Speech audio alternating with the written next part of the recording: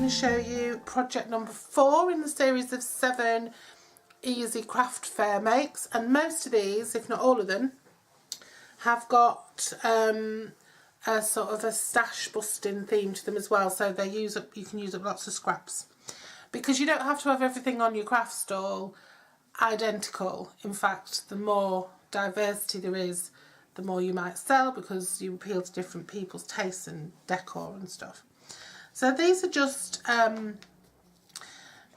just before I start, it's a coincidence, but Anne from Positively Papercraft, who's my in the same team as me at Stampin' Up, she made some plaques with names on and like room names on recently, and if you, obviously when we're planning projects and stuff, we're planning well in advance, so I'd already kind of planned something similar, but Anne's fabulous. Anne's so creative and amazing, so I'll link her take on these little plaques, which are very similar the way they're put together to mine, but she, like I said, puts names on hers. So yeah, these are all 6x3, and these were made for a craft fair in mine, so they're all sort of craft sorry, instead of zooming in, I switched you off. Yeah, so these are all sort of craft based. They're using the Craft and Forever stamp set. This one, and to get these wood grain effects, this one was using the Woodworks papers, and this one was using a wood grain embossing folder. There's also a wood grain stamp. This one, which has got a little notepad, you know, creative ideas notepad, and a little pencil holder. It's got a bit squashed, sorry. It's been in a box for a while. This one was using some Halloween paper. That was just crumb cake, I think. No, it might not be. It's not crumb cake, though. I'm not sure. It might be. I'm not sure. And this one was done using fresh florals. This was just a more girly one with the ribbon, twine. This has just got gold twine. You could, yeah, I've done these with an aqua painter, which is one of these. You fill them with water and then you just use them in your inks. So yeah, so what I'm going to do is I'm going to do some Christmas themed ones now. And remember, as I've said all along, you don't have to only have Christmas themed things on your stand. You know, if you are at a craft fair, throw some crafting ones in, or some named ones, or offer to do named ones, take orders for them. And you could even have some sort of samples of quite common names around as well, although it would be very hit and miss, that approach. So what I'm going to do is I'm just going to make a few here. I've got some prepared. So the backing for this is just the card that comes when you buy speciality papers from Stampin' Up. It's just the card you get in it. Now, normally I would cover this in just some plain paper. I'd cover it in like magnolia paper, but I'm not going to bother because that's just going to faff too much. These are just samples just to show you. What I've done with this is I've run this through an embossing folder to get that relief dotty effect, and I'm just going to glue that on. I've made these so simple because, like I say, it's about making life easy for yourself and maximising your profits, whether you're doing it for charity or you're doing it for yourself. You want to make as much money as possible out of your sales, and the way to make the most money possible is to reduce your costs as much as possible. If it's slightly too big, don't worry, you can always trim it down later. You can always, and what I use is a really rough emery file and just file down the edges as well. So don't worry about edges. You might want to trim like a paper edge off. You can, this board is very thick, but it is, it's quite easy to cut through, so you can trim. I wouldn't advise using if you've got a Stampin' Up paper trimmer, wouldn't advise using that at all. because you'll just destroy your blades. It's not really cut out for this heavy duty type stuff. I'd use a guillotine or a stronger type of, a stronger trimmer or a rotary blade or something. I've got so many blades and anyway I'm using my scissors. Right, and then what I'm going to do is I've just printed, I've got a piece of Soft Sky and I've just printed out a label with May Your Season Sparkle, and what I've done is I stamped on and off using Pink Pirouette, and then I stamped on and off using Soft Sky, and I've ended up with, I know I've got a mistake on the back, but I've ended up with this sort of bluey pink, and it looks like it's sparkling and it's not. And then I did the same, I got some glimmer paper and I just spritzed on some, I'm covered in ink, I just spritzed on just a couple of squares, some watered down Soft Sky ink mix, and then I spritzed on some watered down Pink Pirouette ink. Don't worry about that because you can always stick a little dot over it, or, I mean, these are only samples to show you, they're not going to be sold, so it's not so bad. But you can always, if you make mistakes or you get glue on places and things like that, don't just think, oh well that's it, I can't proceed with that project. So I was just looking for my corner rounder. I'd like to use a corner rounder on this. Oh, yeah, there it is. Yeah, don't think you can't proceed, because you can. You can cover things up. Sometimes you'll see handmade cards and things and you think, that's a strange place to put a bell. Usually it's there because they've made a mistake and it's there to cover it up. And that's great, because you don't want, I personally would hate to think that every time someone made a mistake they threw the work away and started again. That would be awful, waste of resource. So for this one then, I'm just going to make it really simple. This is just going to go across like that, and I'm just going to put some of these dots onto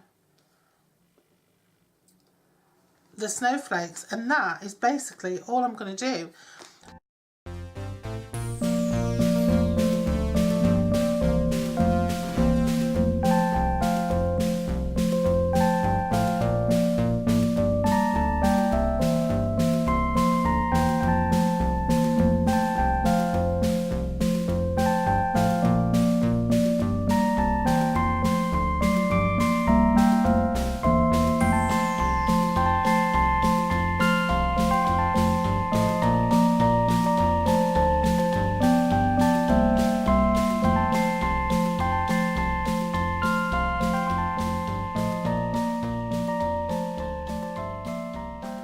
So you can see that's the basic idea, and then if you get whatever it is that you use to cut through things, I use my crocodile. You can get the handheld one or this big monster, and then you'd measure. I'm going to measure in just to make sure. I'm going to measure in at 1.5. I'm just going to use my, I'm not going to use my bone folder. I'll just put it at 4 centimetres. I'll just put it at 8 centimetres from that side.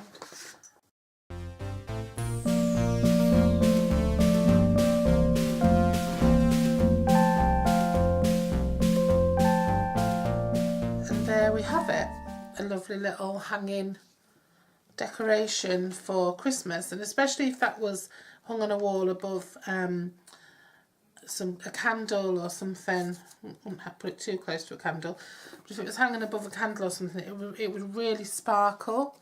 So that's one idea. Next idea is even more straightforward. This is all I've done here. All I've done here is I've cut out a Christmas tree, using a stamp and an embossing folder that I had. That's a Sizzix one. I can't remember where I got it from, but I've had it a long time. It's my Christmas go-to staple in terms of a little Christmas set, because it's really nice. It's got little sentiments and stuff in it. But anyway, and then the jury's out on whether the denser snow goes at the top or the bottom. My kids, I thought it's the denser snow goes at the bottom because it's falling, so it's gathering. And my kids said no, it's the thicker is at the top because it's gathered there and it's falling. So I suppose it depends which way you look at it.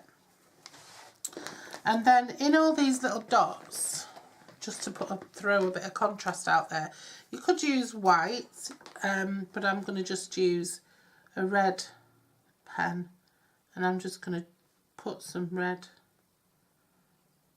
You could use a little bit of glue and glitter, that would look really pretty, but I'm just going to use a bit of red.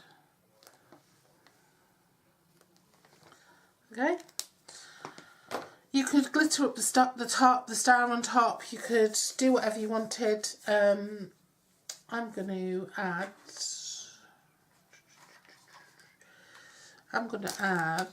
a silver glimmer dot myself. I can never figure out if these have got a backing or not. Oh, do you know what? I already had one out. From yesterday. I was doing something and I found it on the floor. Put a bit of Tombow on there, and I'm just going to pop it on there. Okay. It doesn't want to stay. And then all I'm going to do for this one is whack on a couple of dimensionals and stick the tree onto the back in, and that is all I'm doing. You could use, oops, maybe I should have done that last. You could use some old olive ribbon. What on earth am I doing today? You know what it is? Just lately, this light is so rare.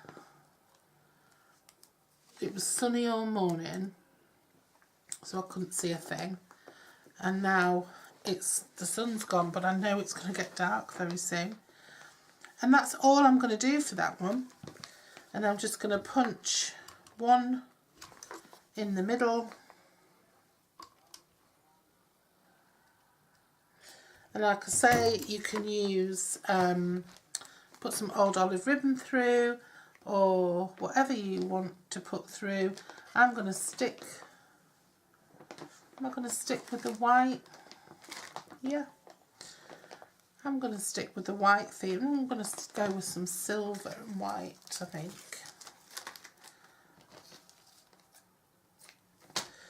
I'm going to go with some silver and white.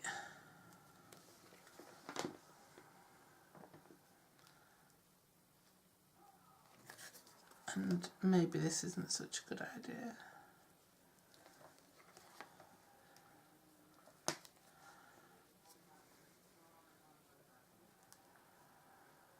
Like I said before, you can cover the backs and pop on your business sticker, pop on the Stampin' Up copyright.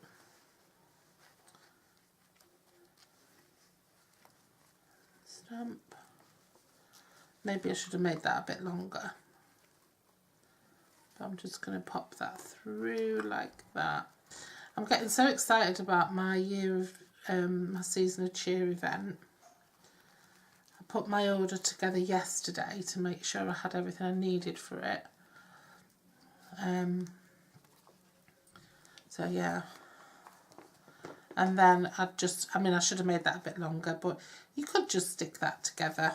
Do you know, my cardigans.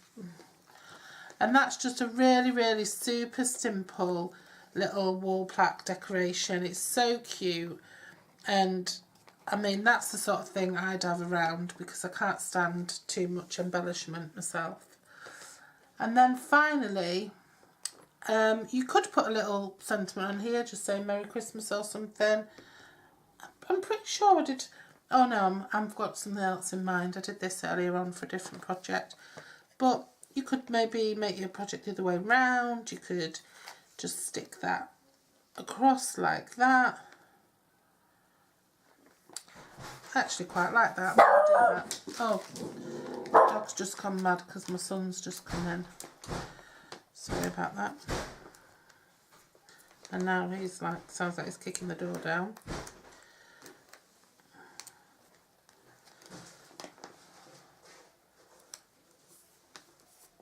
So that's quite a nice one. Quite a nice little project.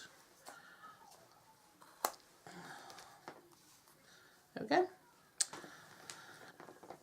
Hi, so my final one, I had a star hanging around that I'd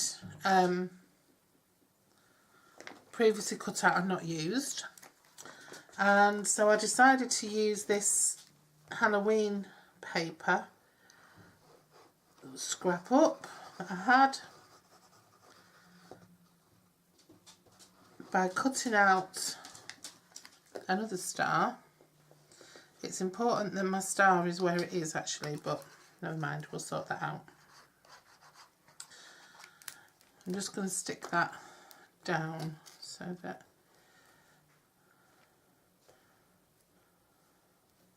is it like that?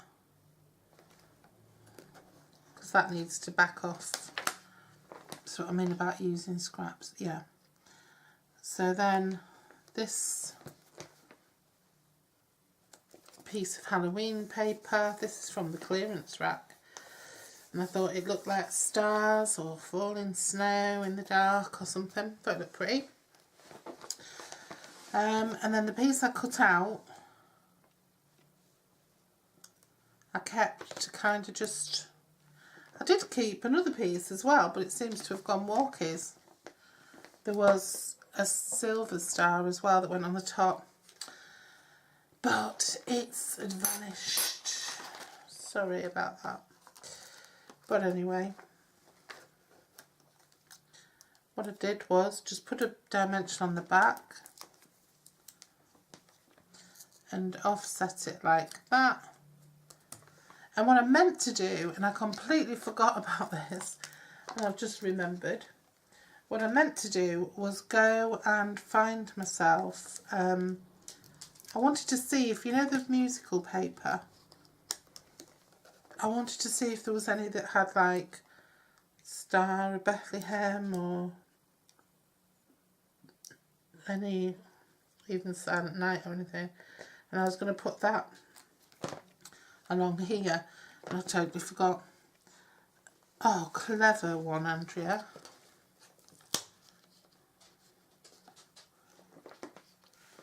Yeah, so I just wanted to make that slightly offset, and I just stuck Merry and Bright on there, and then really, really simple. You can't get much easier than this.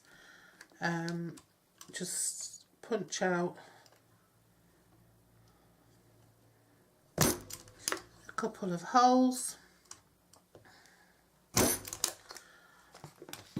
and stick your whatever you're going to hang it up with through it. I'm going to go with a white, just a plain Whisper white ribbon this time. I'm sorry this video, the light is just fading so fast these days, and when I film with artificial light it just doesn't look very good. So then just fasten that together, tie it in a bow or whatever you want to do with it. And again, there we have a nice little Christmas, little plaque Christmas decoration. So there are our offerings for today. You can do whatever you want with them. You can make them look wooden. You can make them useful, like a note holder, or you can just make them for someone's craft room. Okay, but they're really sturdy and they're worth £1 of anyone's money, and they use up scraps, and they're just handy little things for people to pick up and drop into their bag at a craft fair, and that's what you want. You can always tidy up, like I say, your edges. I would cover them myself, or you know, cover the back and the front, or and if you were covering them, just make a piece of paper, and then you just want to cut up your ankles and fold it like you would, because I wouldn't cover the whole of the back, I'd just cover that much. So I'd get a piece of paper, you can use printer paper or anything, that's just like ½ an inch bigger or an inch bigger, and then I just cut up the corners and fold it in and glue it down. Okay, and that'll just make it look better finished. Anyway, I hope this project was useful. I have on my blog posts now for this series, I've linked on each blog post there'll be links to all the other posts that I've already done in the series, to make it easier to go between them all. And I do post more pictures on my blog than I do anywhere else. So yeah, so enjoy that, and thanks for watching. Bye bye.